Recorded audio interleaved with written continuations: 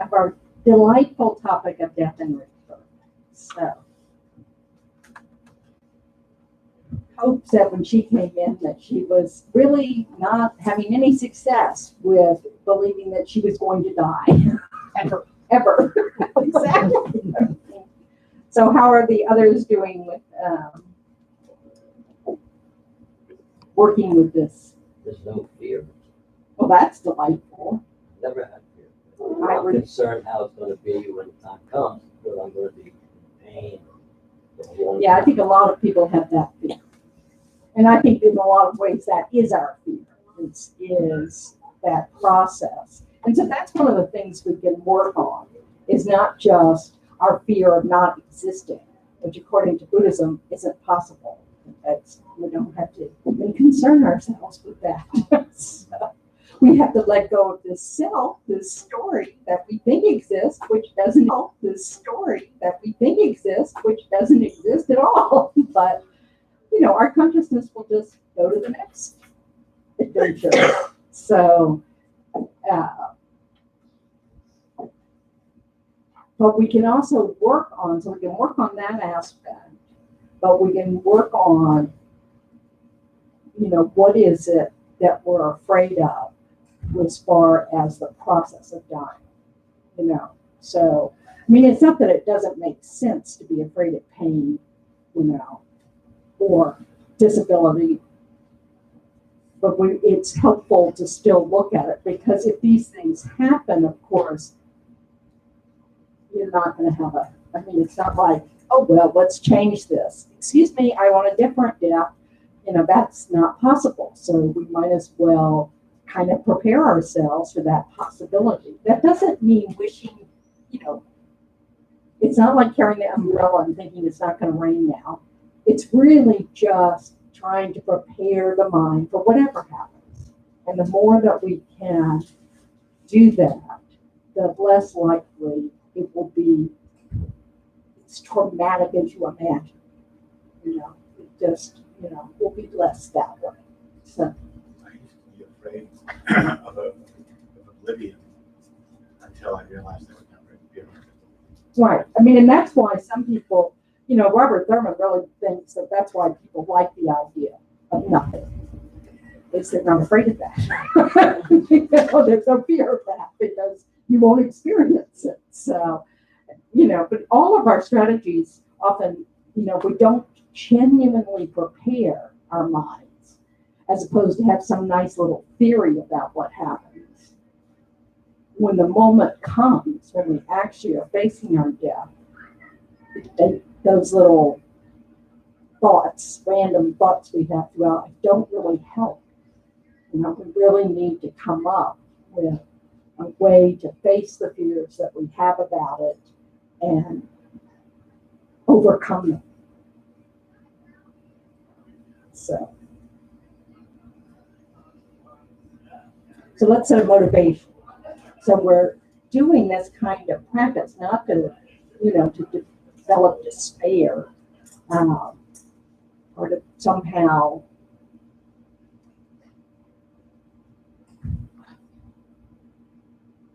think that the only thing that's important is our existence and we can't let go of that. The whole purpose of looking at this is to accept the reality of it, the inevitability of it, and to prepare our minds so that we can handle it, so that it is less a state of suffering and more just a natural transition to the next adventure, the next body. We're just literally leaving one hotel for another, according to the teachings. So the more we can prepare our mind for that by reducing our attachment to this life, to the form of this life, to our body of this life, to our friends of this life, all of that stuff, that will help us at the time of death. And then ultimately, the purpose is so that we can have another good rebirth with good conditions in order to be able to keep working on our minds, keep developing our minds, so that then we can have a succession of good rebirths and become enlightened, and then we're able to help others reach that state. So that's the point.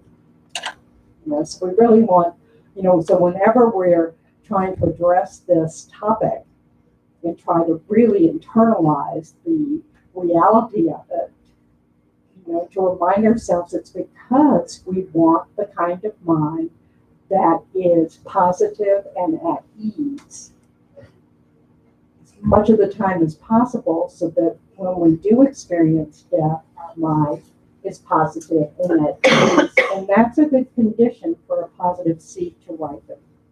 And that determines our next type of rebirth. That makes sense? Okay.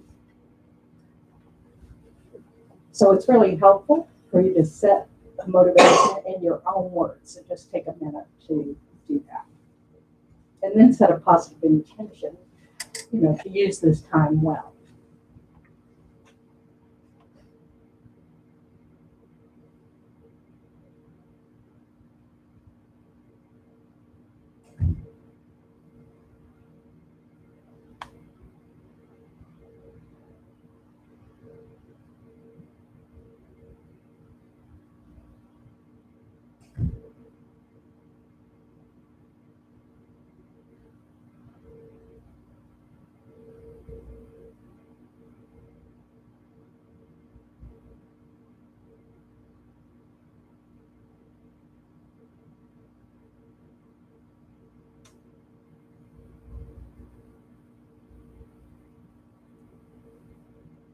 And now just take a few moments to let your mind settle down in the present.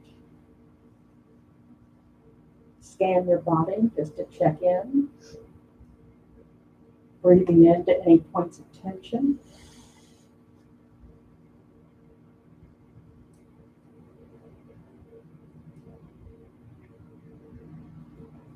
And then spend a few moments resting your attention on the sensation of the breath at the tip of your nose as your belly rises and falls.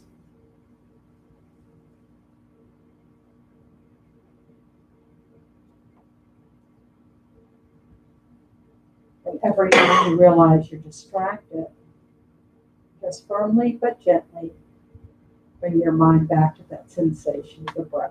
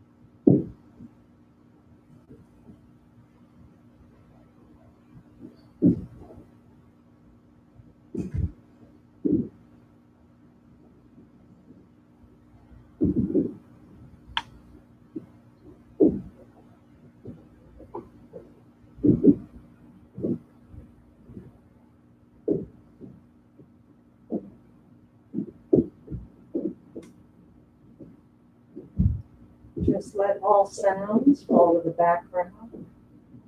And all your thoughts just fall to the background. And just focus on that sensation of the breath.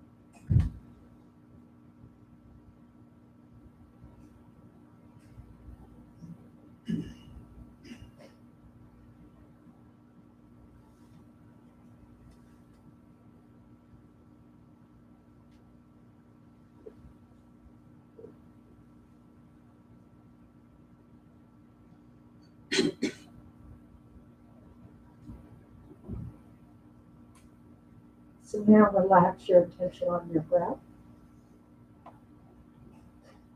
And spend a few moments reflecting on impermanence.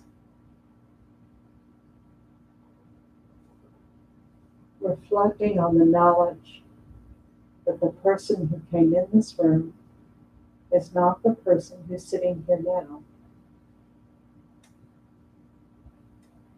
It's very similar to the person sitting here now.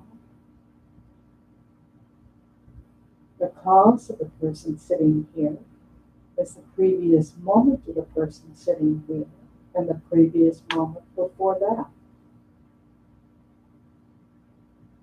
But in every moment, every person arises and disintegrates.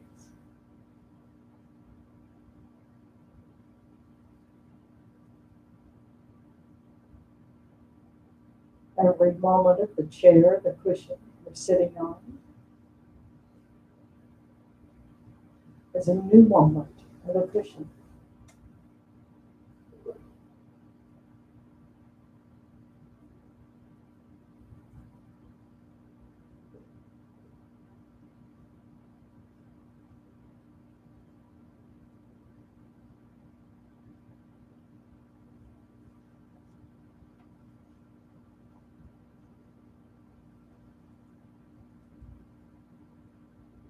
Trying to become familiar with subtle impermanence, our momentariness. The momentariness of all things can help us reduce our attachment.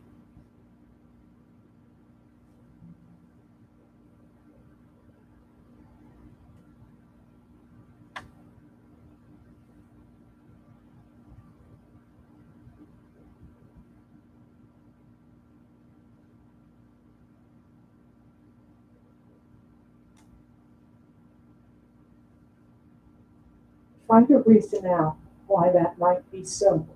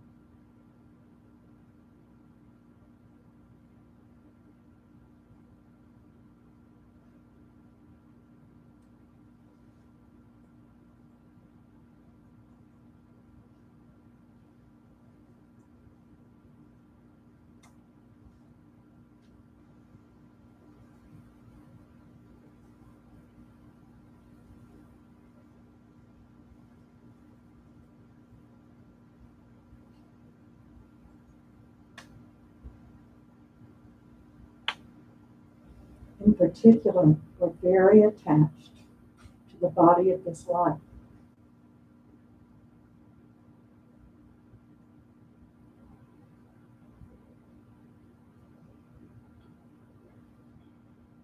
If we can recognize that we're superimposing permanence on our body, we can recognize there's nothing to grasp onto.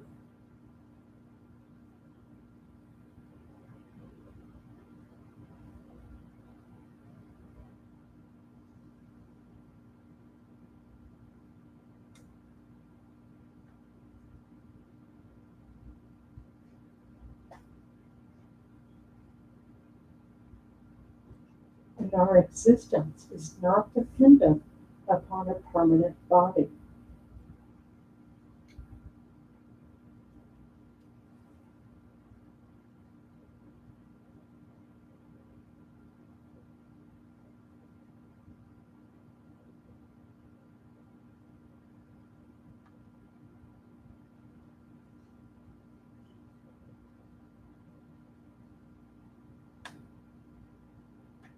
Just like our body is momentary, our consciousness is momentary, and our label I is just placed on this basis of body and mind from moment to moment.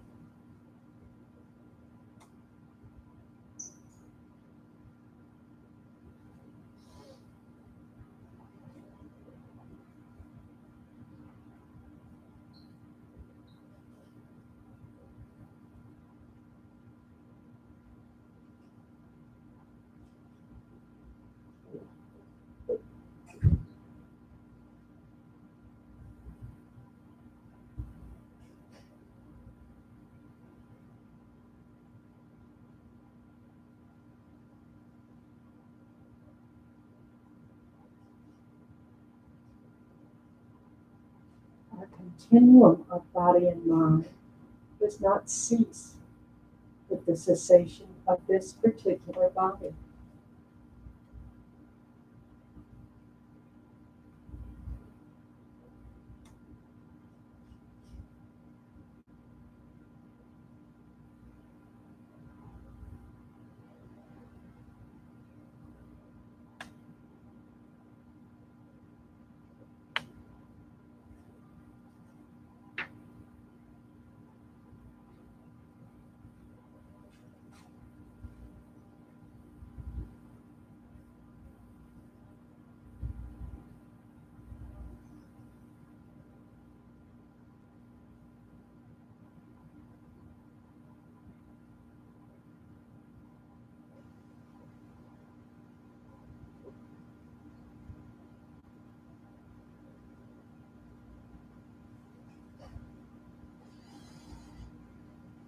At the time of death,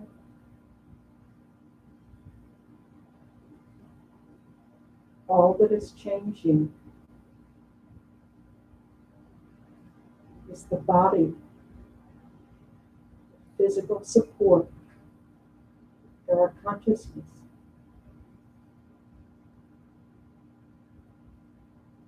And in every moment of our consciousness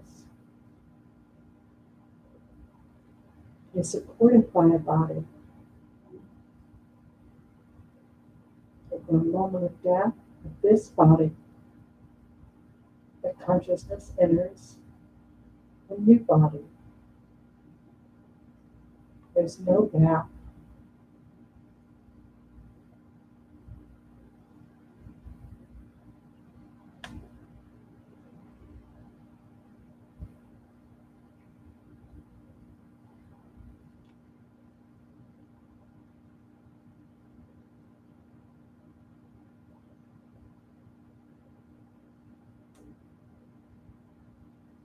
And even the physical body only ceases to support our consciousness. All of its parts just become part of something else, changing moment to moment as always.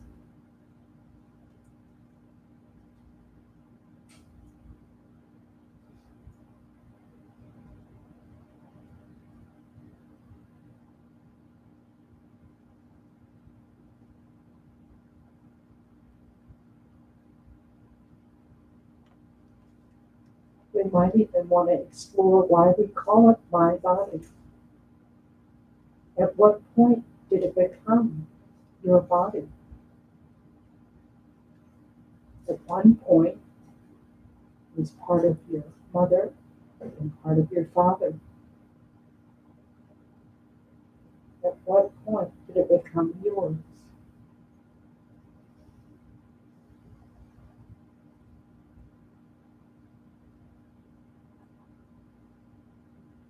And the same is true of their bodies.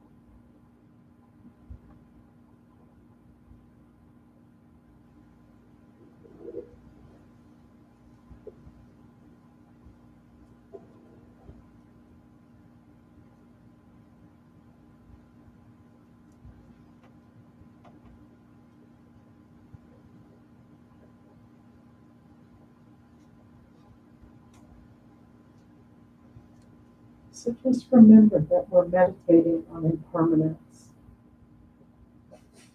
so that we can understand that at the time of death, the impermanence we fear has been here all along.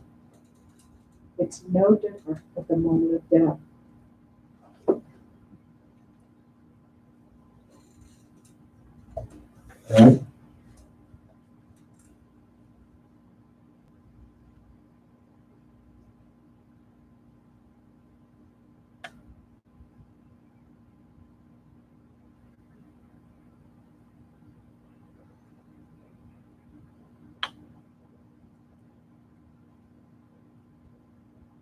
Once again, scan this impermanent body, breathing in any spots of tension. And when you're ready, just gently open your eyes.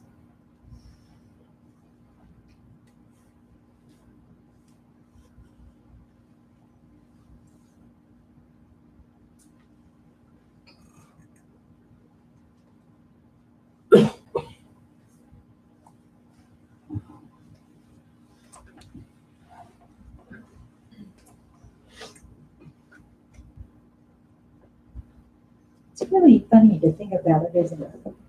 You start looking at impermanence from different perspectives. It's very, who knows what will arise for you, because it's just, we don't realize how much we're holding, one particular view, that it is this way. And it might not be a useful way to look at it. So it's just kind of interesting. And the reality is, we are impermanent. The body literally is changing in every moment. As we develop our ability to be focused in our meditations, we'll start to really be aware of the mind changing. So that it's not that we're aware of the moment in between. Because our mind is arising at every moment. So I don't believe even a yogi is aware of the moment in between, because there's no awareness in that moment in between. So, but that's another subject. So anyway. I mean, death and dying, that's what one educator says about meditation. It's very much like the death experience. Yes, but that's different. Yeah, that's what I want. So, so we're going to go through the dissolution process. What happens as our body dies, and what happens to the mind as this physical support for the mind dies. And it's a lot of information. So I encourage you not to freak out. Most of this is just for your knowledge, because and so that you could become familiar with it over time. Because the idea is, if we understand what's going on and we get really familiar with it, that when it's occurring, we won't be scared or shocked or thrown by it. We'll be, prepared for it. Oh yeah, that's right. The earth element's dissolving, so my body feels really heavy. So so I wouldn't, we're going to go through what's going on with all the stages, but don't feel like, oh my goodness, I'll never remember all that, because you don't need to remember all that in this moment. So let's see how much trust there is. So anyway, so one of the teachers of this lineage, I guess you told, he was one of the main disciples of Tompo, who was one of the main disciples of Matisha, and so it goes. So these were his last words. May I always be a protector for those who are helpless and a guide to those in confusion. This is the kind of mind we want to practice. We want to practice this desire to be of benefit for others, so that we are so familiar with it that even at the time of death, that's where our mind goes. We're not concerned about ourselves. We're just thinking, please may my next moment of consciousness be in a state that I'm able to benefit others. So, and this just takes practice. It's just a habit we're trying to develop. That doesn't make it easy to develop. It's just but it's not something that'd be impossible. That's not true. It is possible. We've all developed habits of mind through our lifetimes. Things that we thought we could never possibly, get used to. I mean, if you just watch children learn something, and how they frustrated they get, and they'll never do it, and then a few years later they don't even remember having to learn it. This is what we're like. We actually can learn quite a bit, but it's just developing a habit. It's like, when we've talked about things like, you would never walk out of the house without brushing your teeth or something. We just want to develop this same kind of habit. Just that, let me be concerned for others. Let me remember that it's not just all about me. Let me remember that actually my happiness is dependent on the happiness of others. So how can I be of benefit? So the 8 stages of the death process, you'll see it called stages, disillusions, sometimes absorptions. Now, we're describing it as if it's going in slow motion. But of course, if someone dies very quickly due to a violent or abrupt death, then it goes really rapidly. They may, But a yogi, if a yogi, meaning just someone who's very skilled who's reached levels of concentration and meditation, it's not that a yogi would create the cause for this. But if they're sitting in meditation and someone came up and shot them in the back of their head, because of their level of concentration, they'd be able to follow the stages of death, because the mind can keep up with itself. It seems like impossible when you start observing your mind that you could ever keep up with your thoughts, but it's your mind keeping up with your mind. And so it's really just about practice. The mind can, of course, keep up with itself. But the problem isn't the quickness of the mind, it's our concentration that we keep getting distracted. So the more we develop our ability to hold our focus, you know, the mind won't have any trouble keeping up.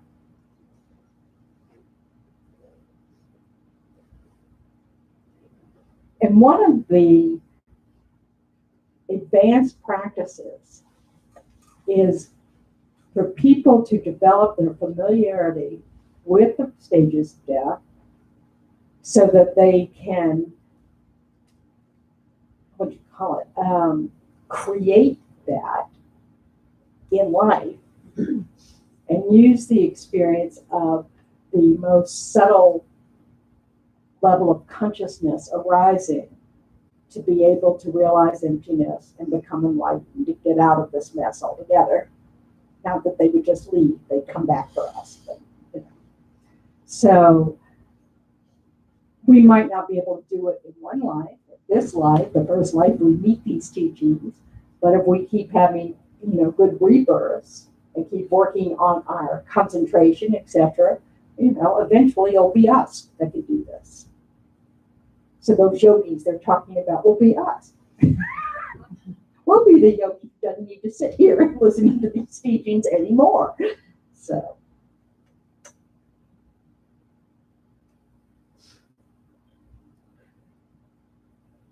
we're going to go through a process of the elements, you know, the earth, wind, water, fire, dissolving, and then our consciousness going from its most gross form, which is what we're aware of, to its most subtle form. And it's the most subtle consciousness, the extremely subtle consciousness that goes on to the next body. And then immediately all of our gross consciousness comes back. It's like, it probably, no movement. Yeah. So when the subtle mind, well, we'll get there. Okay. So each stage, each of these 8 stages is described as a dissolution of 5 things. An aggregate, like our form aggregate, a sense power, like our eye sense power, objects of that sense power, in other words, what we can see, colors and shapes, an element like the earth element, and a wisdom, like the wisdom of mirror-like wisdom. So the last 4 dissolutions or levels of consciousness, only the form aggregate is physical. That's not correct. The form aggregate and the elements that make up the form aggregate are the physical components. And then those are what dissolve first in the first 4 dissolutions. And in our Western medical science, after the 4th dissolution, we would be clinically dead. We have 4 more dissolutions, according to Buddhism, before the consciousness is ready to leave the body.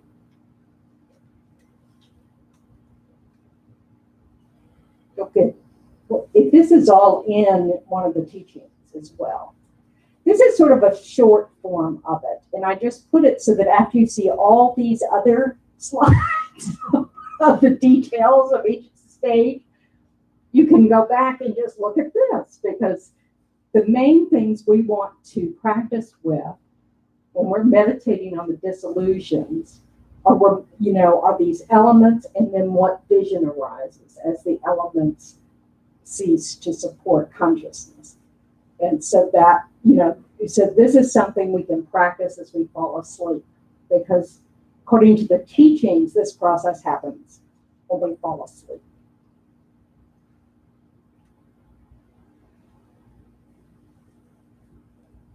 So the first element to dissolve is earth. It gives rise to the water element. So a bluish mirage vision arises as that when the earth element is no longer supporting consciousness. Geshe Geluk said when he was really ill at one point when he was young, and he said he just thought he was going to drown because he kept seeing water just pouring out of the walls, And this is the kind of thing people see as their body starts to fail. So if you see, like, so then the water element gives way to the fire element, and you end up with this vision of blue puffs of smoke. And it's described as like you have smoke coming out of a chimney, and then there are puffs of smoke within it. So it's really very kind of vague. But so they're related to these elements. So they, so they follow a barrage in water and puffs of smoke with the fire element dissolving. And then when the fire element gives way to the wind element, it's like you'll hear descriptions of fireflies in the night, or like the sparks that are in the bottom of the fireplace after a fire, so it's mostly darkness, but there are these, little spots of brightness or redness. So, and then when the wind element finally no longer support our consciousness, the image is of you'll hear all sorts of descriptions, like a light of a butter lamp, flickering until it's about to go out. But Rinpoche, it's really like the reddish blue light that's around a flame that's about to go out. It's very, very, very dim, Like you have to be paying attention. I used to see it. Is the last thing. And with this, our gross consciousness start to fail. So they no longer are working. So after this fourth level, you quit breathing. This is when clinical death is usually declared. If you're in a hospital and you hook you up to machines. So, and then the next 4 visions are about the mind. They're referred to like the mind of the radiant white appearance, or the mind of the radiant red increase, those kinds of things. So it's not, it's no longer concerned with the physical. Now we're just talking about the non-physical components of our mind. Okay? And this is another church. It's more information. So, but it's much less than what you're about to get now. So, okay. So the first 5 to dissolve are the aggregate of form, the mirror-like wisdom, the earth element, the eye sense power, and the objects of sight. The physical body becomes thinner and loses power. So you become, you feel weaker. And you can feel like your body's getting really heavy, like the earth element's sinking. And so you can't, you just feel your body getting heavier and heavier, which really means you have trouble moving. And if you see people die over a long time, you'll see their body get thinner.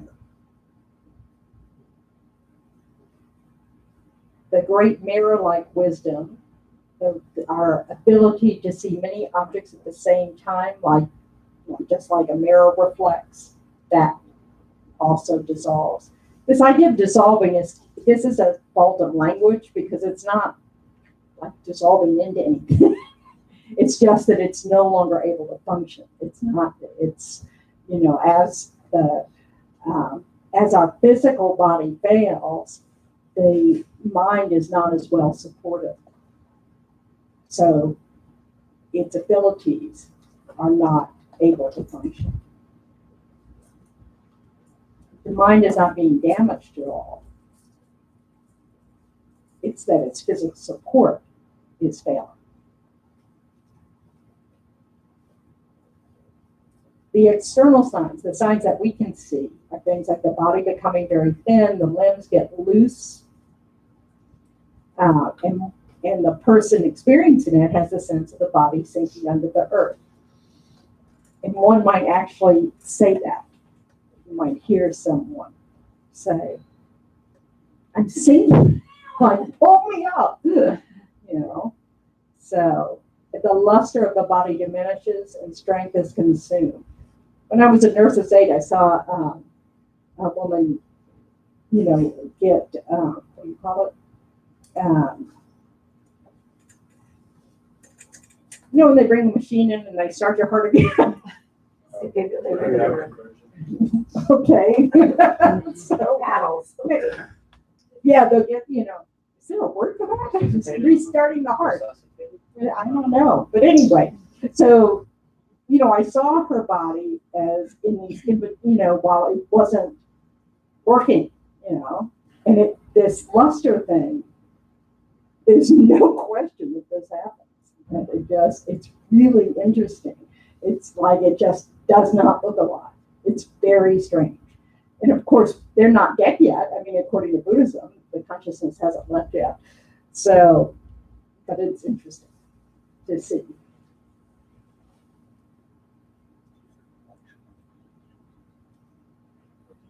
Your eyesight starts to not work well. Comes a point where you can't even blink. And then you have this vision of a mirage. This is just internal. This is just a mental vision. Nobody else can tell that that's what's happening. So it's like an appearance of water when the light of the sun strikes a desert in the summer. Then the second dissolution is dissolving the aggregate of feeling. Feeling is the state of mind, the mental factor that experiences pleasant, unpleasant, or neutral. The wisdom quality, the water element, the ear sense power, and objects of sound. So the body consciousness can no longer experience pleasure, pain, and neutral feelings, which accompany either the sense awarenesses or the mental awareness. So it's not just like your body could feel cold, cool, or pleasant, and the mind couldn't. It's that neither is functioning. The wisdom of equality, which sees all feelings of happiness, suffering, and indifference together as having the same nature, is no longer supported.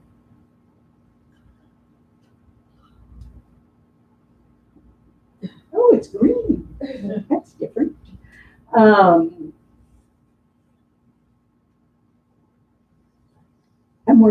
we can't remember these distinctions. Not that anybody would be asking us. But now remember, this is what's described by people who are able to use the death process. Yogis, they are telling someone that this is what they see.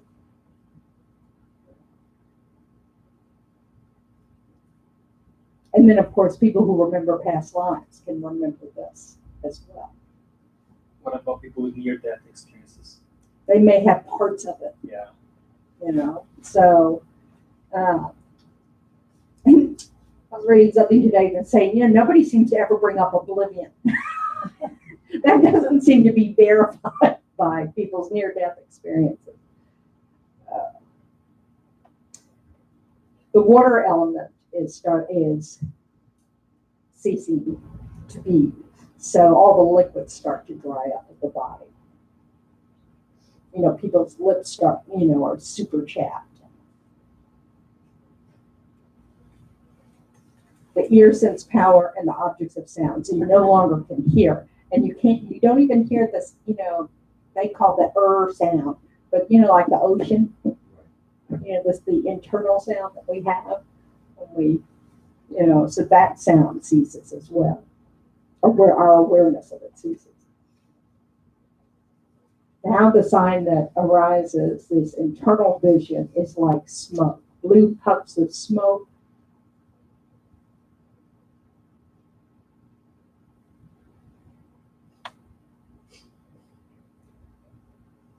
Then the third dissolution comes into play. And this is the aggregate of discrimination or recognition, the wisdom of discriminating awareness, the fire element, nose sense power, and objects of smell. So you can no longer recognize people that you were once close to. The wisdom that discriminates and remembers who our relatives and friends are, you can't even remember their names. So that, in other words, your ability to recognize is gone. The heat of the physical body starts to disappear, and the capacity to digest food is gone. Inhalation through the nose is weak, exhalation is strong and lengthy. And the breaths are as if piled one on top of the other, and one cannot smell anything. This is when the arising of this appearance of sparks. Rinpoche calls it trembling like starlight. It is like burning red sparks seen within puffs of smoke rising from a chimney, or like the red sparks on the soot on the bottom of a pan used for parching grain. Let's be precise here.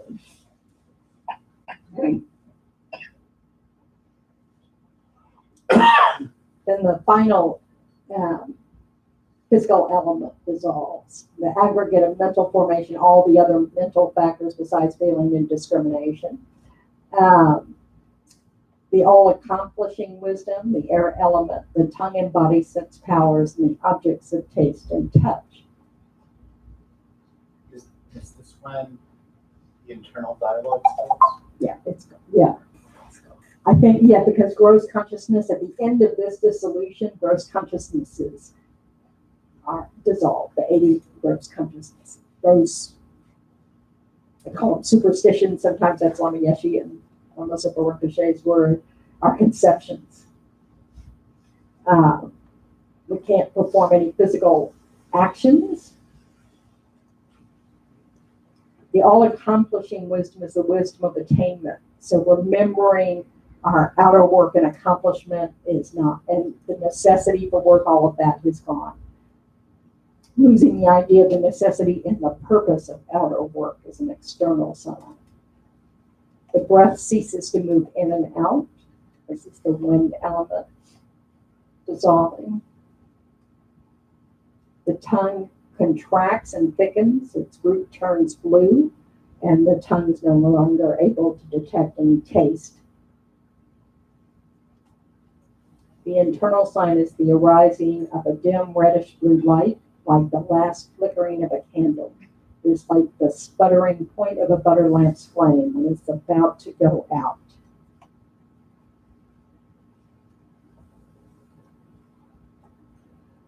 So after the fourth level, that's usually when clinical death would be declared. The 80 gross superstitions are concepts and their foundations. The gross mind, the dualistic, ignorant mind, all of that ceases. Like you were saying, your thinking mind would cease. What's happening in the body, it's taught that there are these subtle winds of the body. There are 72,000 channels of winds in the body. And these we can't see. It's not about being able to see them. But the main channels are a central channel and a right and left channel. And these run in front of like the spine. So near the back. And they come up to the crown and come down to the sex organs, the tip of the sex organs. So what's happening with the dissolution of the minds are that the winds are starting to gather from into the left and right channels, and then they go into the central channel, which is where the location of the most extreme subtle mind is located at the heart. So during life, it's in this, there's what's called the indestructible Dora, or seed, at the heart. That only at the time of death does it get released, and it's what goes into the next life. This is the process of that happening in the last 4 dissolutions.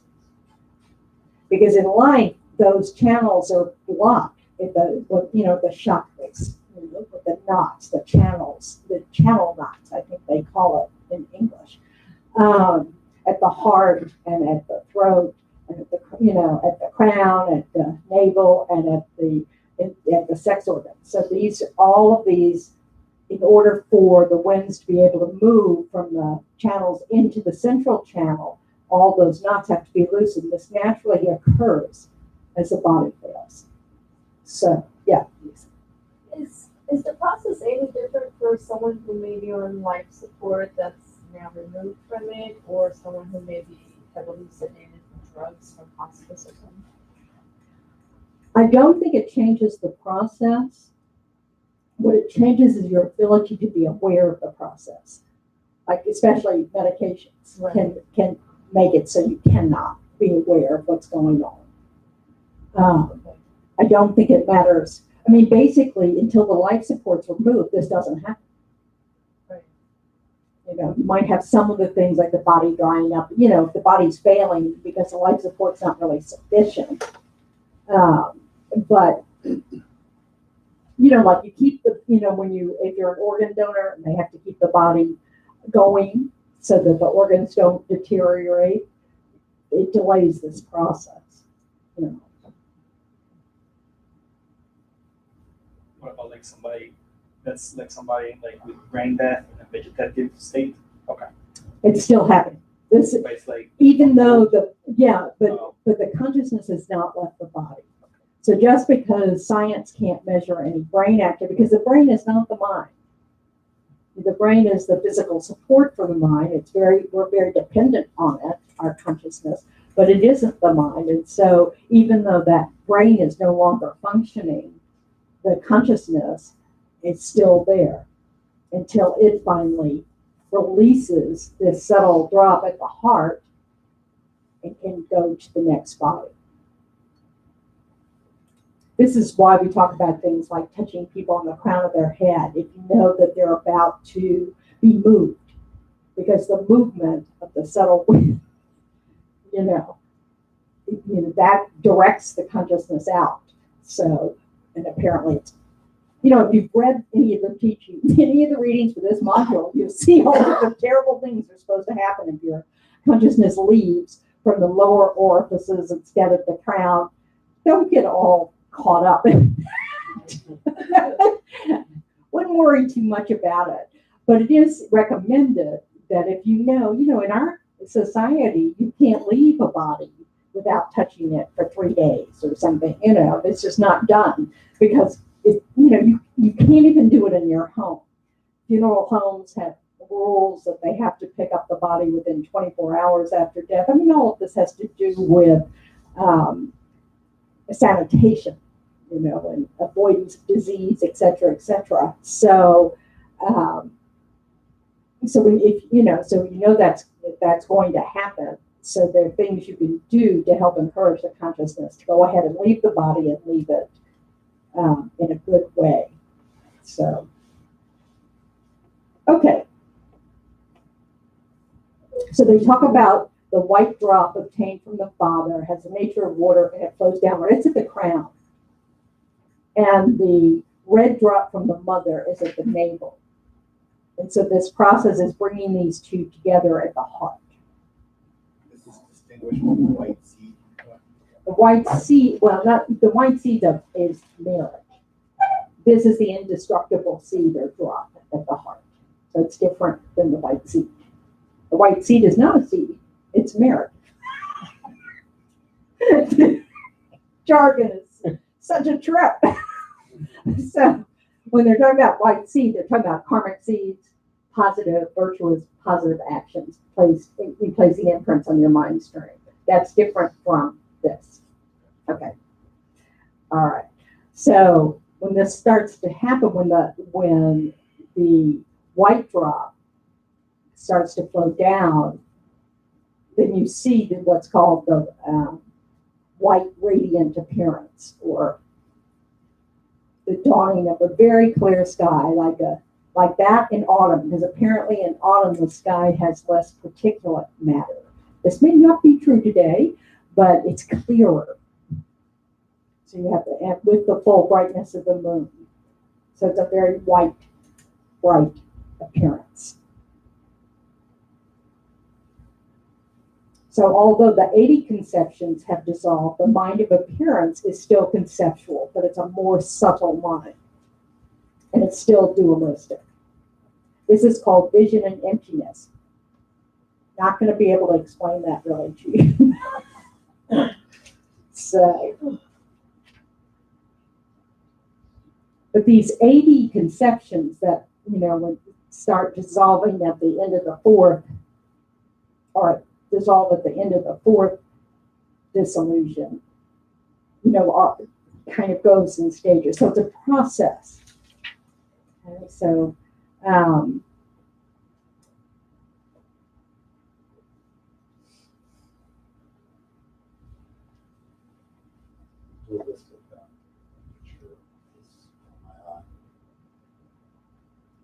it's really subtle. It's nothing like the dualistic experience we have now.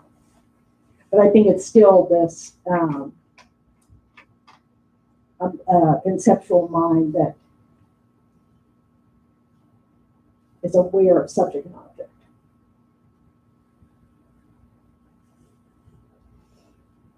Because the direct realization of emptiness does not have that.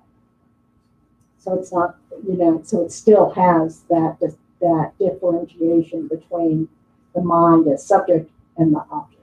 Whatever the object is. And that's the dualistic position right there. Vision.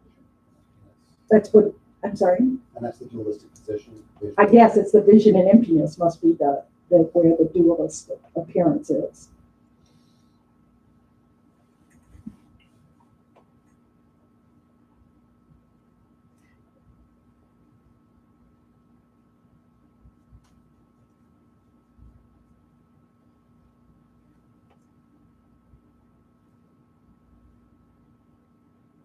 So coarse conceptions cannot exist at the time of the white appearance.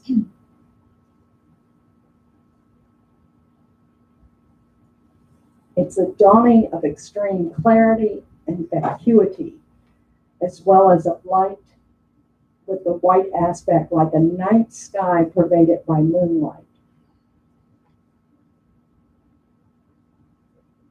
The definition of this mind, these are minds. It's the mind of radiant white appearance.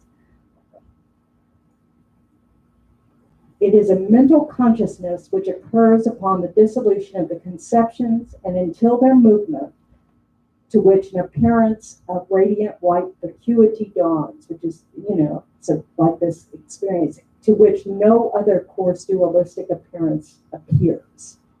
So that's all it's aware of, is that appearance. Yes. I think it's the light people describe as going towards. Maybe. Because it's the only thing that's described as white. Because the next one's red. So yes. So that's that stage where people say they go to and they're going towards the light and they making a decision or whatever. So people come back and fall back. And yes, these, since you're not dead yet, you can still come back. So, it's not likely. Just to point that out. So, and when this mind of radiant white appearance dissolves, the winds in the right and left channels below the heart enter the central channel and loosen the knots at the navel, or the sex organ and the navel. And then the red drop that's obtained from the mother rises. It's, because it has the nature of heat. That's why, it's red, whatever. And it comes up to the heart. And when as it's moving, a red-orange appearance arises. So let's see how they describe it.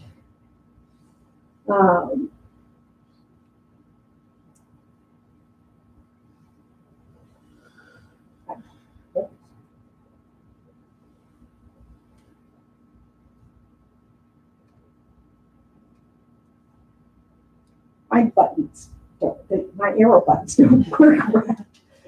Okay.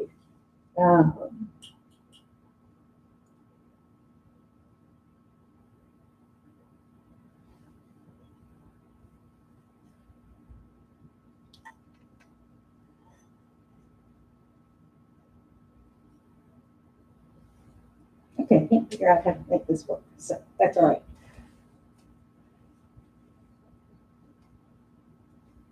When the mind of increase dawns, this red increase, this copper red reflection in the sky, much clearer than before, shines like an autumn sky free of defilement and pervaded by sunlight instead of moonlight. So at this point, the white drop, which is from the sperm of the father, and the red drop from the blood of the mother are absorbed into the middle of this white and red indestructible drop in the central channel. It's like a little tiny seed,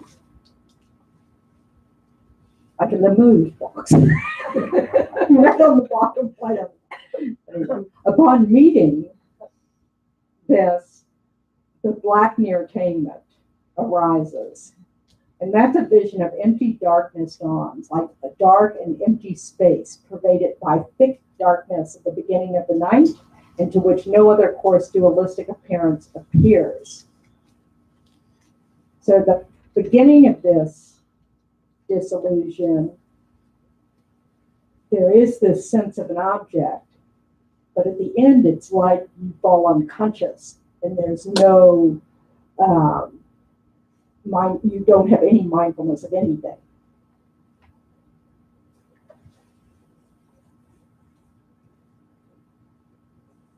The winds inside the central channel now dissolve into this subtle light-bearing wind, the very subtle wind in the mind, this indestructible drop that has existed in the ordinary state from the beginning are made manifest whereby clear light dawns.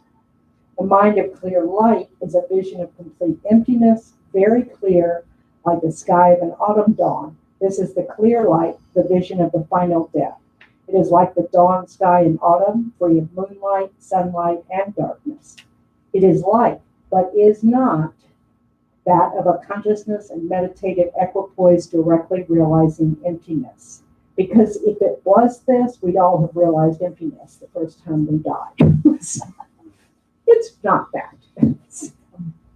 The mind of clear light is totally non-conceptual and non-dualistic. However, this is the mind that a yogi is trying to utilize.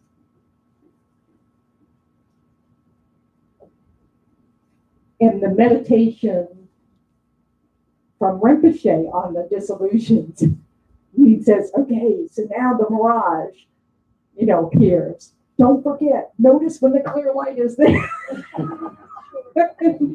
Oh, now it's puffs of smoke. Don't forget, notice when the clear light is here.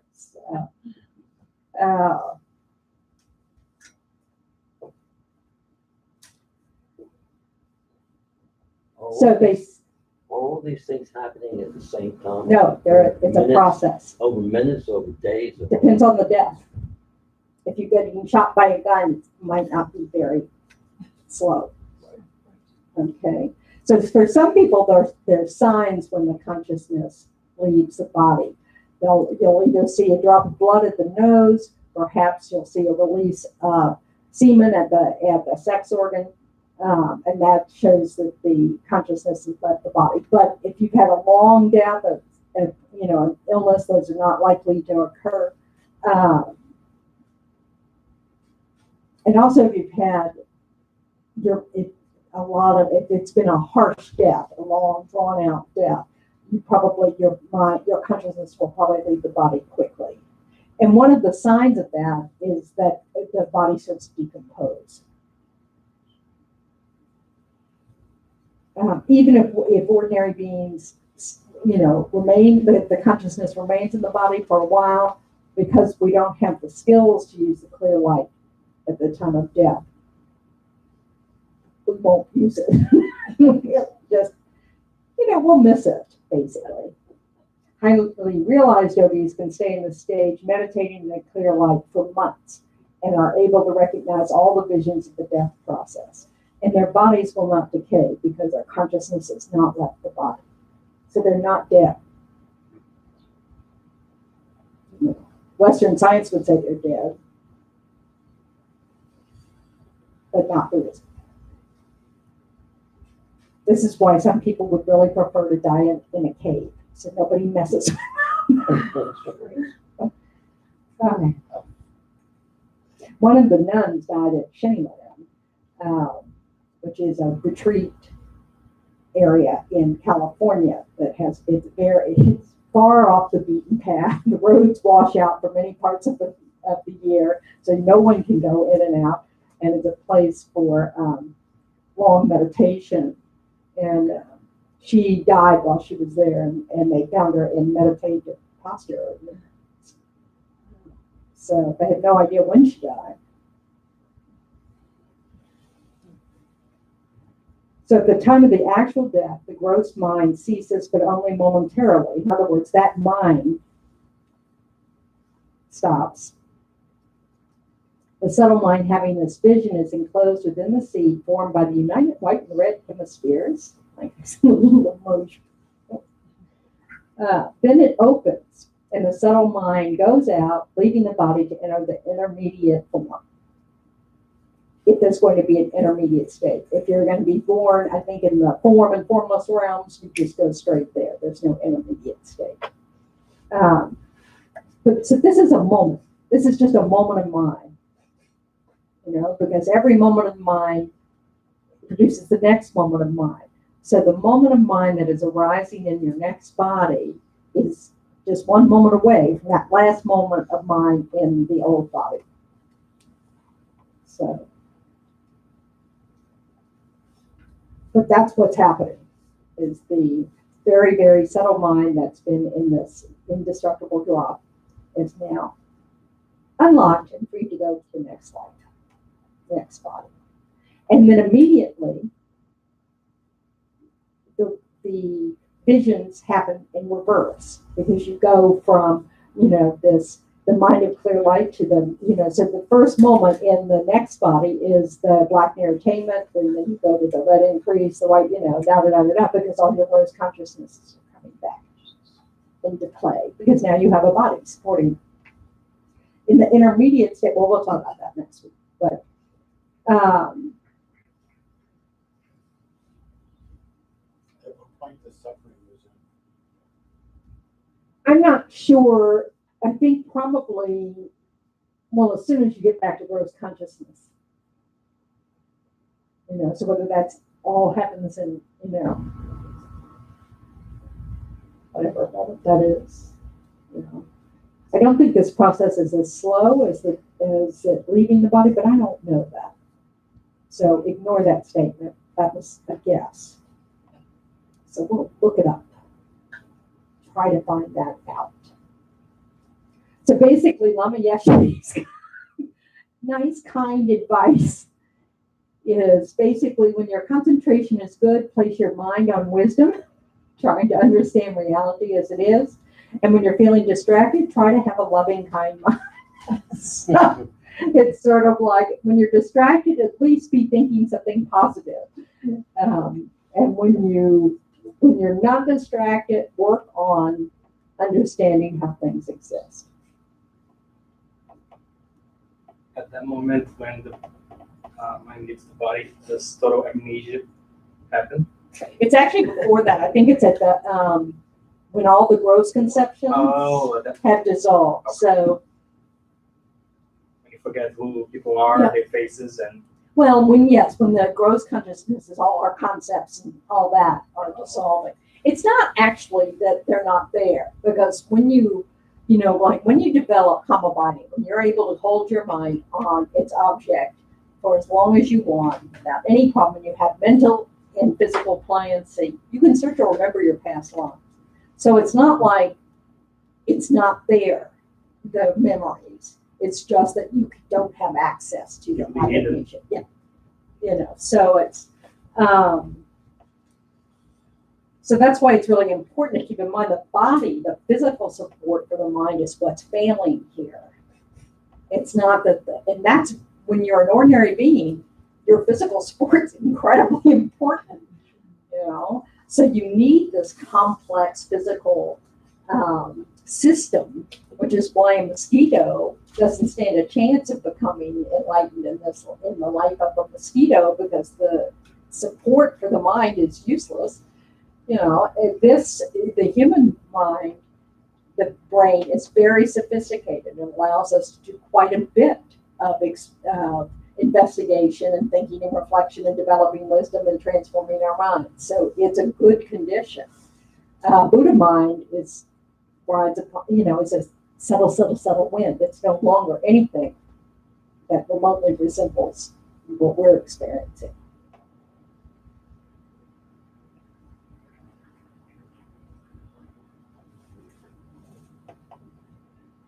So, more questions, or we just all kind of like, yes? So can the consciousness ever leave the body if it doesn't die? The body doesn't die. Can you ever just Even come back. Like astral projection or something. No. I really don't know the meaning of any of these words. I just see them occasionally going, okay.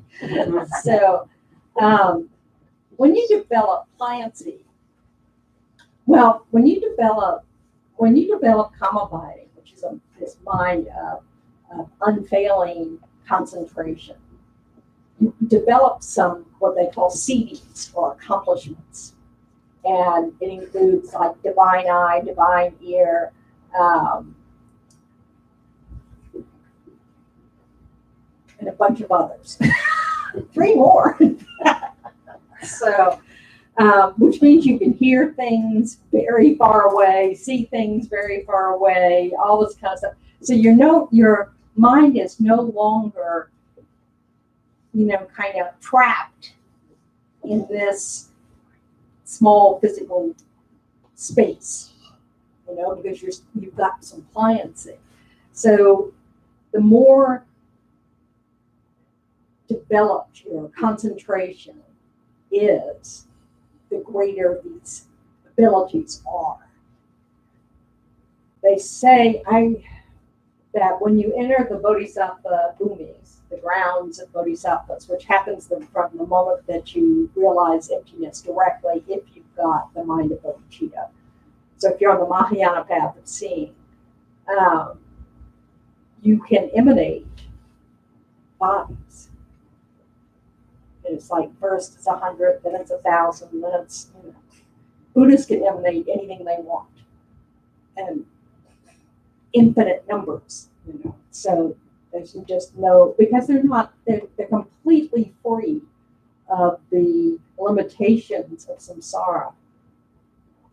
So as you develop your mind and get closer and closer to liberation and then Buddhahood, you're becoming freer and freer from the restrictions, because it's our mind that's restricting us. It's our self-grasping. It's not understanding how we actually exist. It's this sense that it's, that somehow, we're all separate, and that we're not interdependent, and that my happiness isn't dependent on your happiness. This idea we've got that somehow we're kind of floating out here on our own, as opposed to part of a grand system of existence. Did you could join with other? I don't know if you would call it joining. Yeah. Say hello. I mean, Or just you can be in the same space, because an unrestricted mind is non-physical. We're talking about something that's non-physical. Buddha minds have no ignorance whatsoever, so the mind is pervading everything that exists. It knows everything that exists because it's there. One teacher had asked if the mind requires form. If it requires a body to ride upon, according to Tantra. In Sutra, they kind of say, no, it doesn't, that a Buddha mind doesn't require a body, but Tantra would disagree with that. But it's a very, very subtle interview. And it's not like when you become enlightened, you're meditating. Let's assume you're meditating. You're meditating, and then bam, you're enlightened, okay? Finally, you removed all the obscurations to omniscience. You don't have to get up and move. Your mind is now present everywhere. You can emanate whatever you want, whatever you see is beneficial, whatever is needed, da da da da da. There is no longer movement.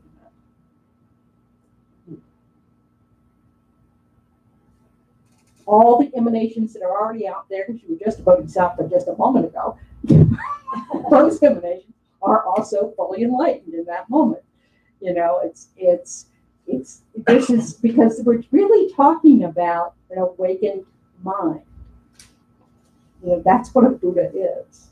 It's an awakened mind. An Arya Buddha is a person.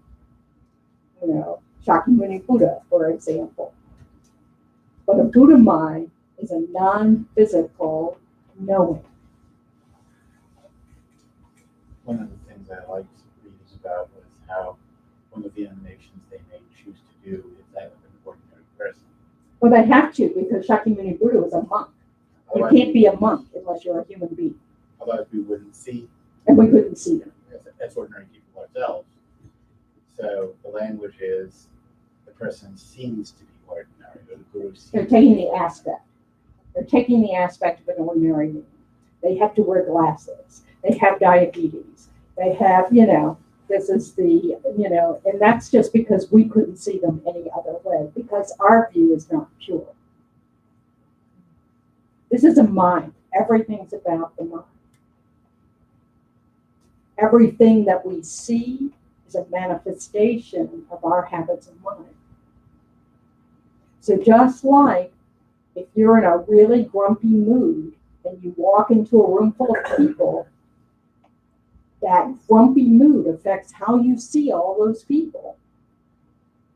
That's true of everything we experience. It's all dependent on our mind.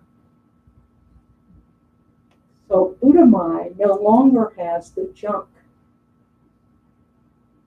that arises from grasping at existence in a way that it doesn't actually exist. It's not that we don't exist. We can definitely exist. It's just that we don't exist in the way we think we do. That's our ignorance. And that's what we have to be free from. And the ways to get free from that are to develop our actions of body, speech, and mind to be, positive actions, and remove our incorrect states of mind. That accumulates merit and removes our obstacles to being able to cultivate wisdom, to be able to develop omniscience. We can't see how things exist because we're obscured by our self-interest.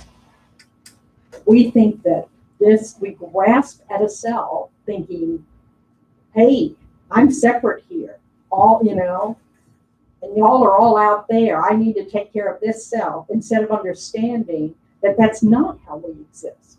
We're completely interconnected and interdependent. So just like that little, wind in Africa becomes Hurricane Michael,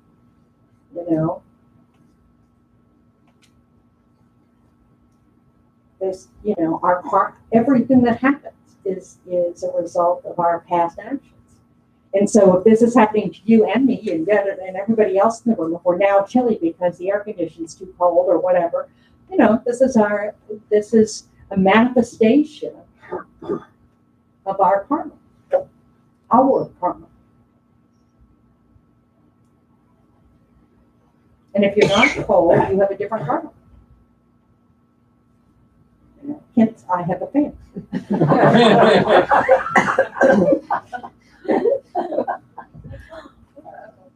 I have never lived any place but hot, humid places. I have something to purify here, and I know I'm not doing it because I'm still in a hot, humid place. I'm still complaining about it. When you were first coming here to visit, we were so concerned that, oh, we hope it's a nice day. We hope it's not too hot. We hope it's not And it this. wasn't, it was a gorgeous week. Boy. We're trying to fool you. Yeah. It's so funny. So, you know, so these are the things, you know, so you know, it's like,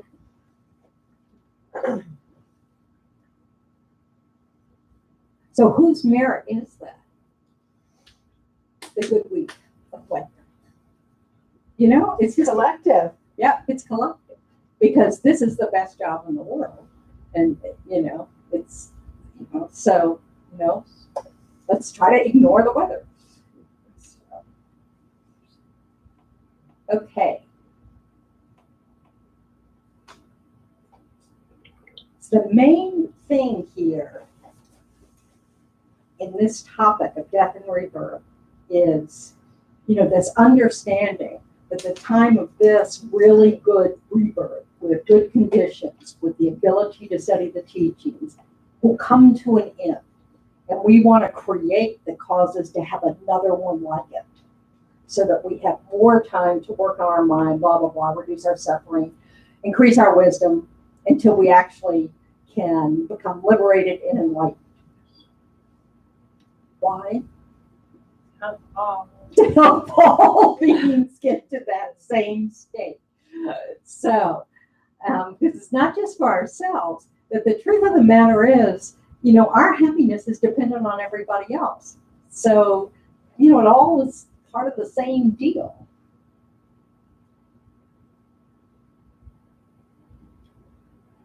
And it's all about the mind, developing habits of mind. Because the mind is what drives all our actions. So we really want to keep trying to work on developing the habit of having a good enough mind, you know, just sort of like the non-complaining, not so self-focused kind of attitude that we tend to have all the time. And where everything is coming from this vantage point of what's in it for me, you know. So we just, you know, we want to really develop this mind that when our self-interest comes up, we direct it elsewhere. We just, you know, this does not mean we don't provide self-care. It just means we understand that a huge part of self-care is cherishing others. And if we really want to take care of ourselves, a key to that is cherishing others, focusing on others. Our suffering gets reduced right away because our complaining, dissatisfied mind is not our focus. We're not looking in that direction. We're looking at others and how we can be of help to them.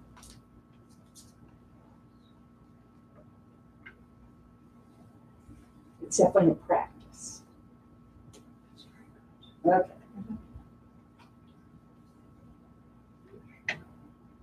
So I'm sending you the slides of the dissolutions so you can panic further. Anyway, and more meditations, which you may have already gotten, but since I can't look at the one I sent before and compose one to send you now, I can never remember. So, There's only one left. which one? Check. Because, yes, text me which one is left so I can remember to attach it to the email. So, but there's a short kind of death, you know, looking at the death disillusions, not with all this information, you know. So, because when you fall asleep, this is an ideal time to practice this.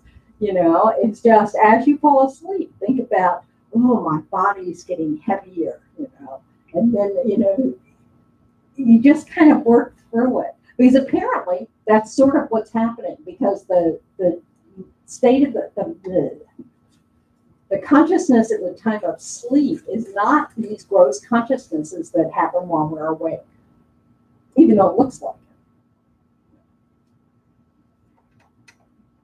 That's good. My dream body is much skinnier and somewhat younger. I'm right there with you.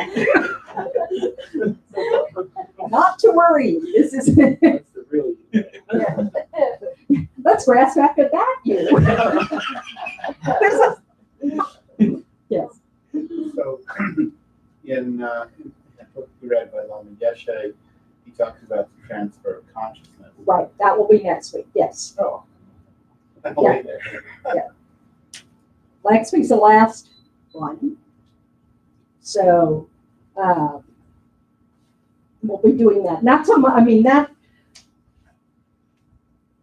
it's very unusual to get teachings of the transference of consciousness because it actually, if you go to the,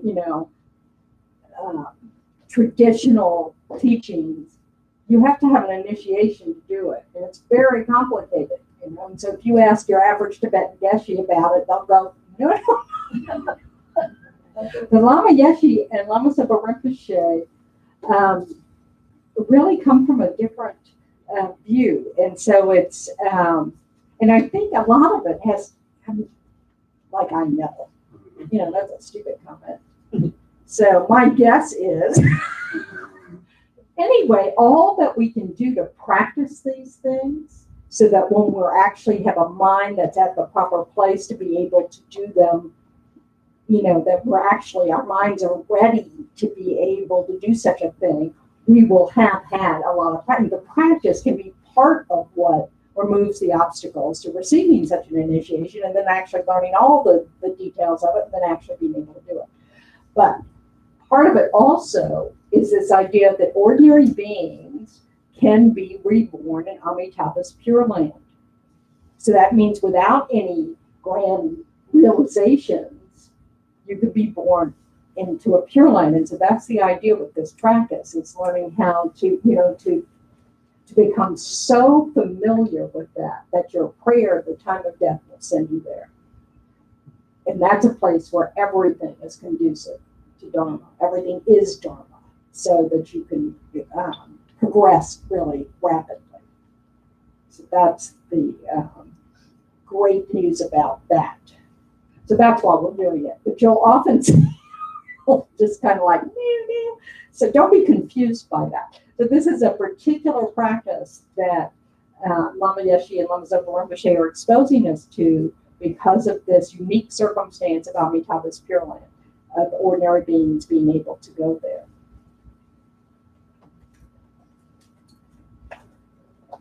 I think there's a verse in Guru Puja about it, verse 112. And if I have not accomplished something at the time of death, may I please be born. So much for my memorization.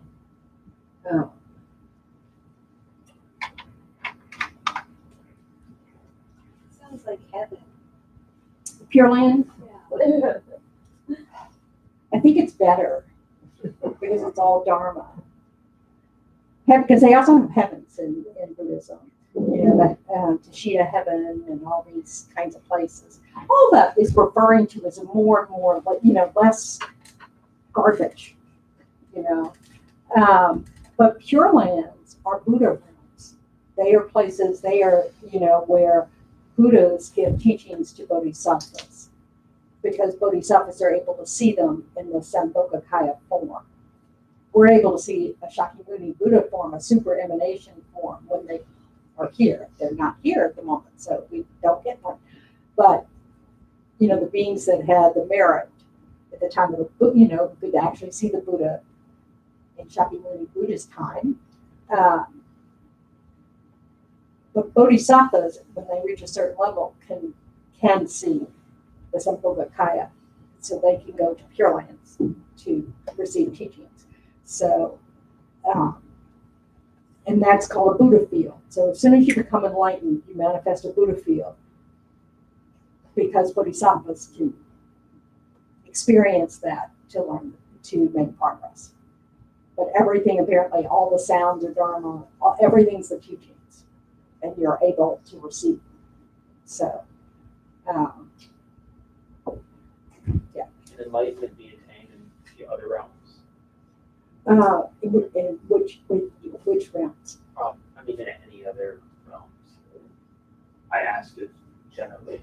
Okay, well, it's jargon. That's why I'm having trouble. It's just because, so we refer to the beings that exist in the desire realm by 6 realms.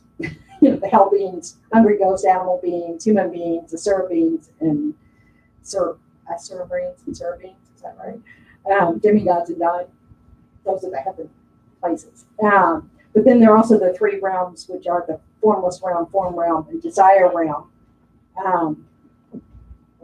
So, according to Tibetan Buddhism, you have to practice Tantra in order to be the highest yoga Tantra, in order to be able to become enlightened, because it creates the form body of a Buddha, the superemanation Buddha or the Sambhogakaya form of the Buddha. And that is practiced as a human, or in the Bardo as a human, when you go to the Bardo, the intermediate state, you're in the form of whatever you're going to be born into. So if you're going to be born in the animal realm, you'll be an animal in the Bardo. So if you're going to be, reborn as a human, you'll have the human form. And so apparently you can practice Tantra in the Bardo, which is what Lamasan Kappa is said to have done, and became enlightened in the Bardo. So then they're not reborn, they're just enlightened.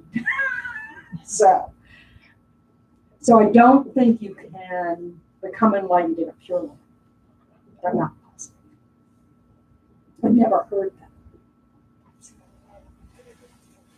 that.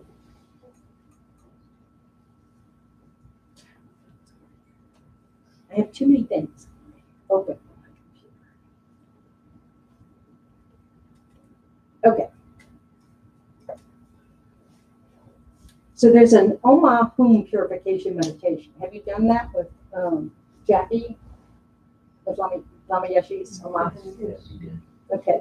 So that's something that you should have received. Okay.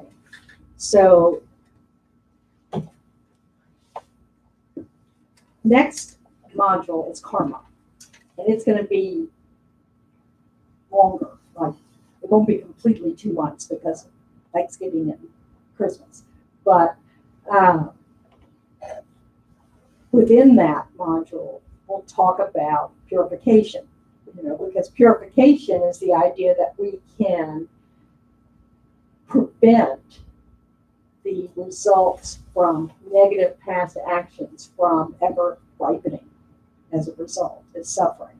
So after we get inspired from understanding karma, everybody naturally wants to turn their mind to purification. So we will discuss it then. But there's some particular practices we'll be discussing, because there's a whole there are minds that we want to bring up to do it. So, but these, like the Om Hum purification, is sort of a short form to get familiar with, and it's something you can do every day, or if it's just the kind of thing that appeals to you. Some people really like visualization meditations. They like using the sound of mantras. This one is an Om Hum meditation. So we'll give it a try. And if I could have the Om Hum up on the screen and still be able to read the meditation, I would, but I can't. So you're out of luck. So let's end with this meditation. And I'm sorry, I have to read meditations because I get stage fright, and then I completely forget I just like, oh, I'm sorry. I'm supposed to say something now, aren't I? Someday I'll overcome pride and it won't be an issue, but not yet. Okay. So try to sit up straight, kind of be relaxed. So take a few belly breaths. And sometimes it helps to expand the rib cage as well, so the breath reaches all parts of the body.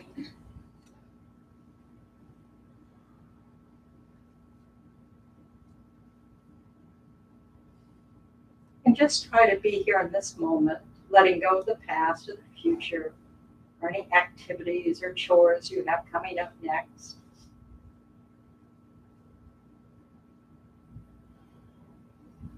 And generate a positive motivation for doing this meditation. Just something like, may this meditation help bring about peace and happiness for all beings. Or may this meditation be a cause for me to become enlightened in the future so that I can help all beings become free from suffering.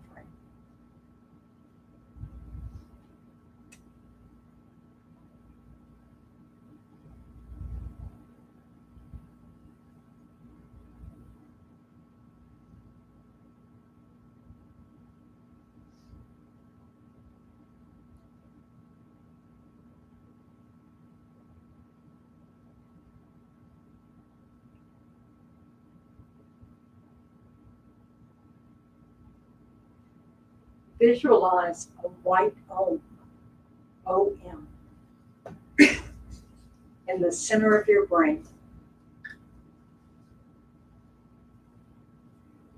Recognize that this Om is the pure energy of the divine body of the Buddhas and Bodhisattvas, or whomever you think of as pure. So it can be Jesus Christ. Whomever you feel is enlightened.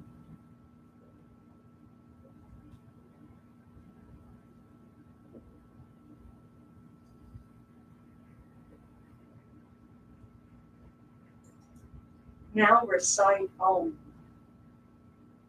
Om.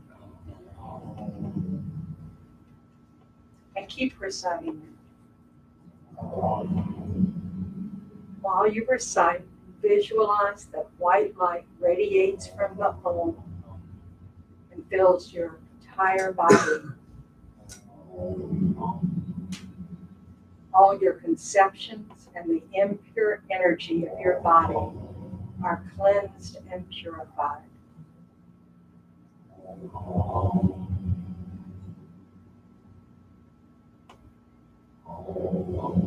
Your entire body, from your feet up to the top of your head, is completely filled with radiant, blissful white energy.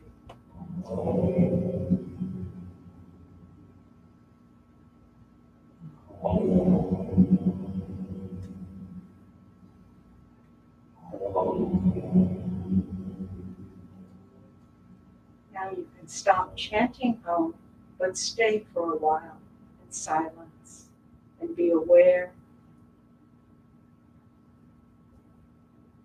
of just all this light at the center of your brain. Be there, be intensely aware.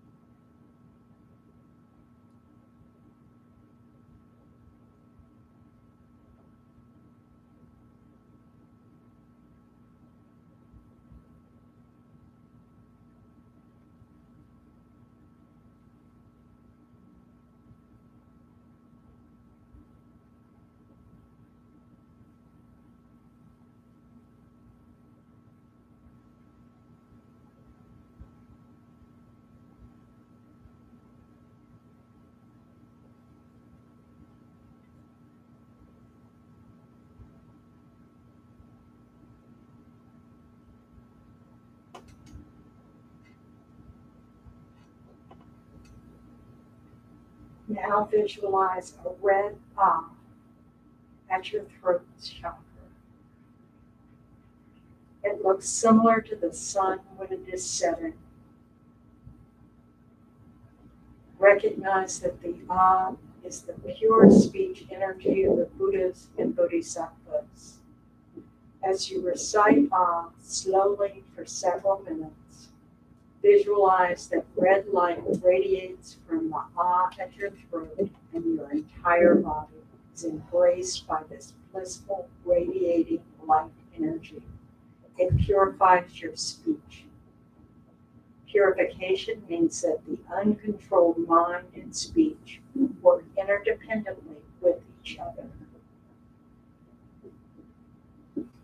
Ah.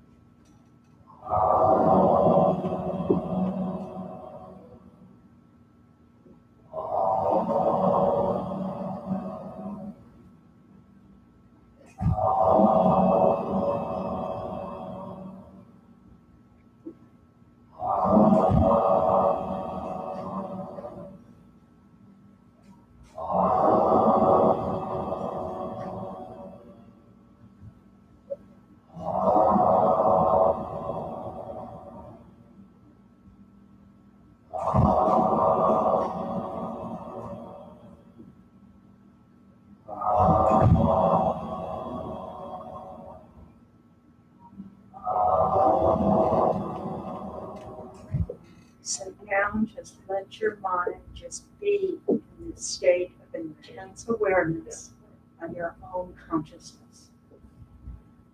Stay there without any expectation or interpretation.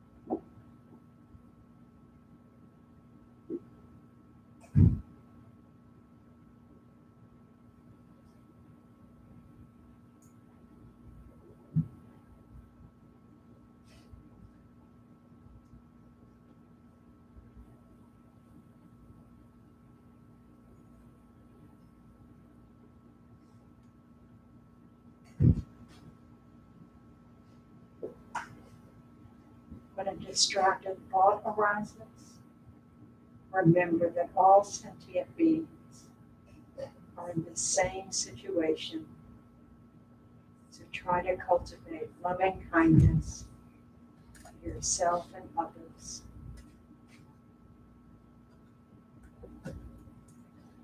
And then direct intense awareness of loving kindness towards your own consciousness.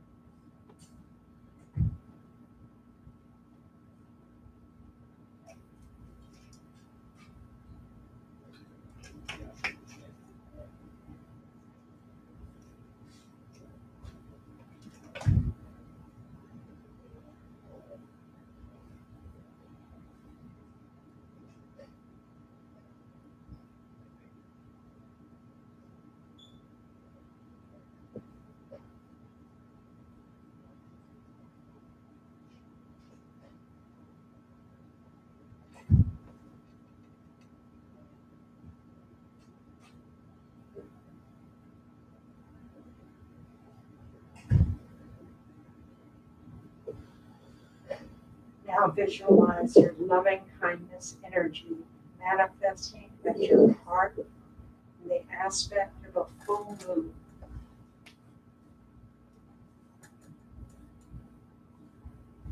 Visualize a blue radiating moon atop this moon disk at your heart. Recognize that this is the non-duality wisdom of the Buddhas and Bodhisattvas energy. Your heart is pure, cool, and calm, opened by the radiating light of the moon and the syllable moon. Infinite blue light radiates from the moon and fills your entire body.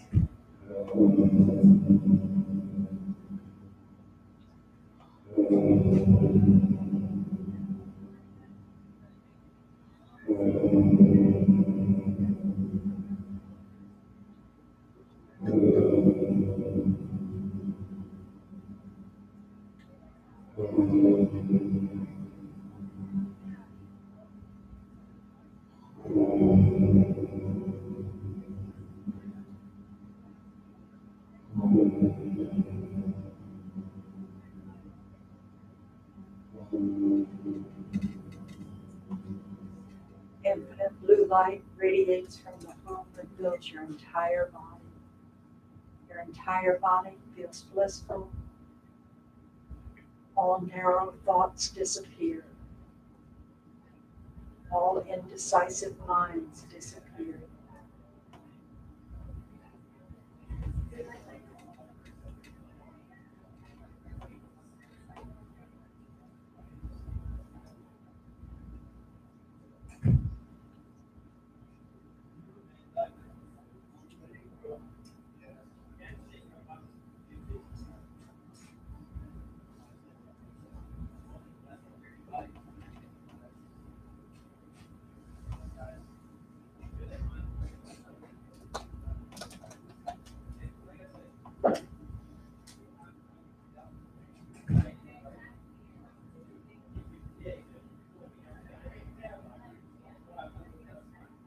When you are distracted,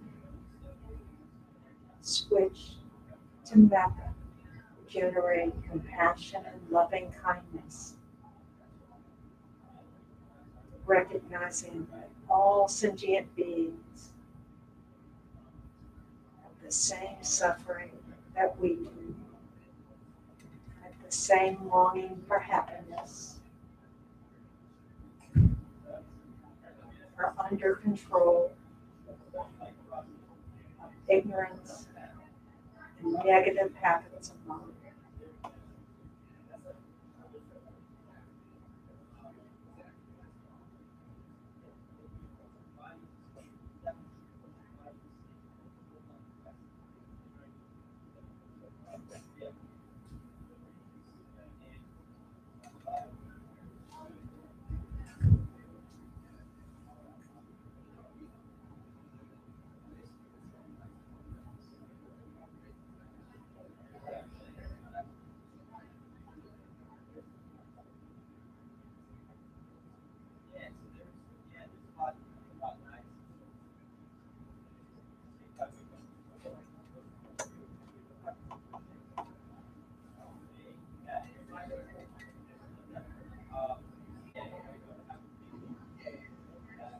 Once again, bring your attention to your body.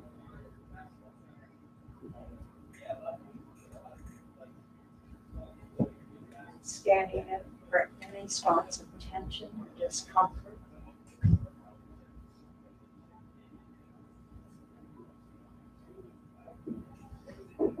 Breathing into those spots and allowing it to release.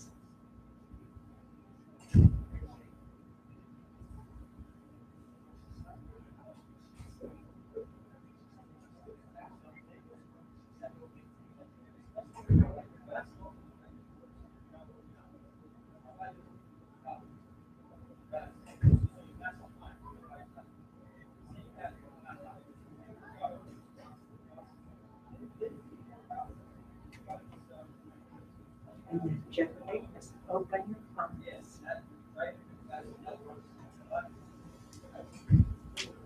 So when you're at home, you won't have a class letting out.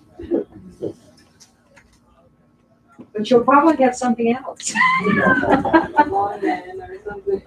It's amazing what we notice when we're trying not to.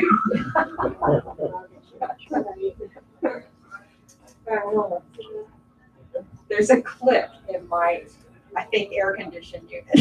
And it's not consistent, so it's not like you just kind of get used to it. No, it's just sort of random. And it's really not a loud sound or anything, but yet I notice it every single time. So that says something about my level of focus. It's really interesting how, and it's really important to try to develop this ability to not let what happens around you disrupt you. It's just sort of like, you can be aware, class must have bled out. They're on break, whatever. And then let it fall to the background. If what happens is that we, grab onto it, it just gets louder and louder. And we don't realize we're making a choice, that we're actually, by focusing on it, we're making it louder because that's where we're focused.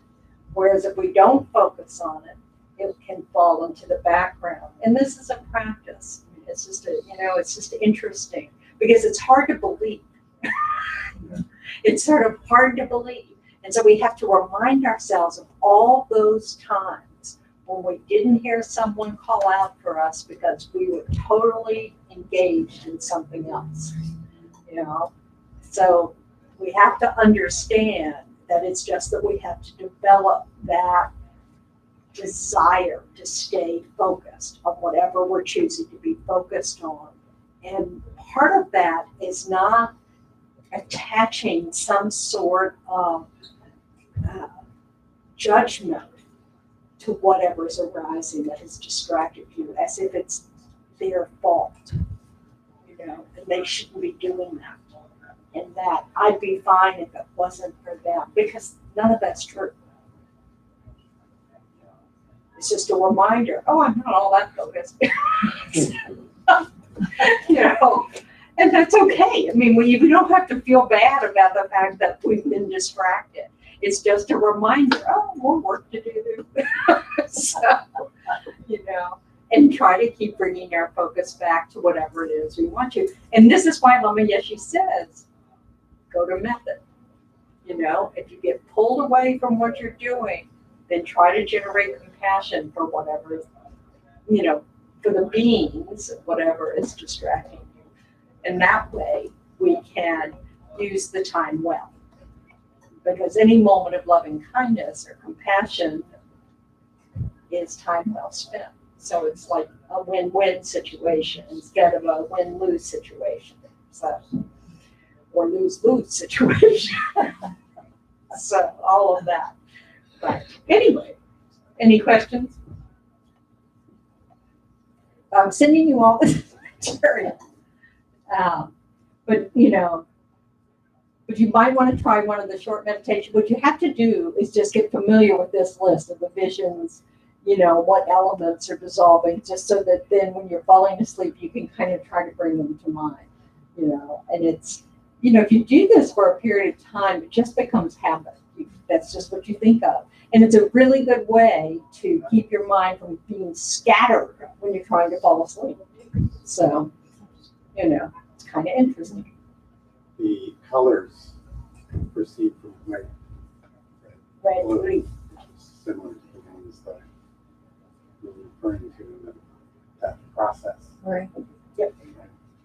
Well, except the last one's black mirror taint. That we're doing today. But these are the traditional.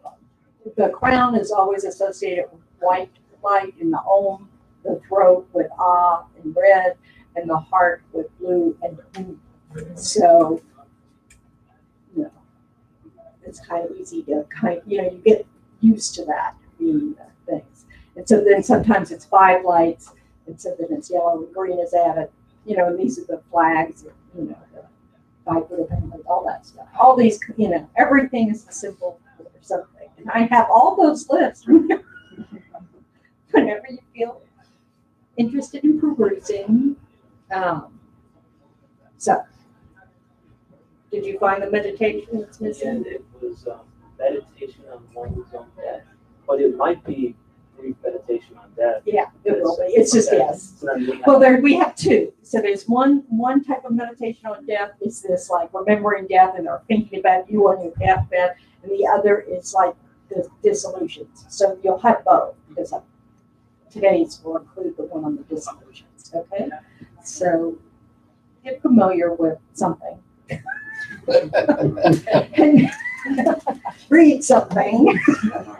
There's a lot of reading, so do what you will. And anyone can say something about November 10th? Oh, and November 10th, so that's in a couple of weeks. That's a Saturday. There's going to be a day of meditation. Jackie Keeley's going to lead it from 10 till 4. This happens to fulfill the practice day requirements of discovering Buddhism for our brave Anthony's. So they have to be here. So anyway, but they're taking the test and everything and trying to, it's fabulous. So anyway, but it's suitable for anybody. There'll be meditations from Mind Its Potential and how to meditate. And then in the near future, there'll be one on death and rebirth by itself. So you'll have the opportunity to practice these meditations then. So. And then October 31st is like 2 weeks from yesterday. That's a Buddha day, a holy day. It's the celebration of the Buddha's descent from Tushita heaven, where he was teaching his mom. So that's one of those days that all your positive actions, the merit multiplies by 100 million times. Think positive all day long. It's a good day to give donations. It's a good day. Yeah, all those kinds of things, So, anyway, but we'll do, we'll have Shakyamuni Buddha Puja here on that Wednesday night, which is all about praises to Shakyamuni Buddha. It's a really lovely practice. Anything else I can read about that? I guess we'll do precepts. So, if you have taken precepts from a master, like from Lama Zopa Rinpoche, you can do this from home at your own altar. So you need to look up when dawn is and when solar noon is, and you know about that. And if you haven't taken from a master, let us know, and we'll do it here with a video of Lama Zopa Rinpoche, which he says is suitable or sufficient or whatever. So, so I asked him about the precepts. We'll have to have a little chat about what precepts are and all those things. But it's really good to do that on holy days because the merit from it, it's like 100 million times. I don't know about you, but I've been around for eons and I have lots of things to purify. So it's all good. And then usual stuff this weekend and nothing Medicine Buddha Pujan on the Next- 24th. next Wednesday. I won't be here. Jackie Keely will lead it for us. I teach an online class on that night. So, And if anyone missed the readings or didn't give their email for this class, please let me know. and she'll forward. Yes. So, okay. Is that good enough? Okay, so dedicate all your positive efforts, to be a benefit, that they don't just write them for yourself, so just think you spent 2 hours trying to generate some, positivity, or at least consider thinking about death and making the plans for a good rebirth. So we want to make the prayer that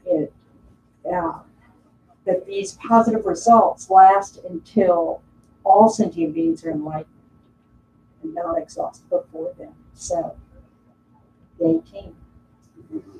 Thank you.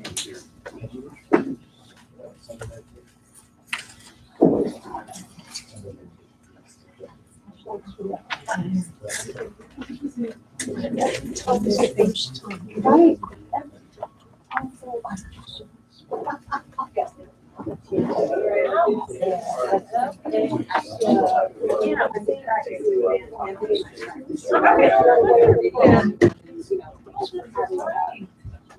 Bring it on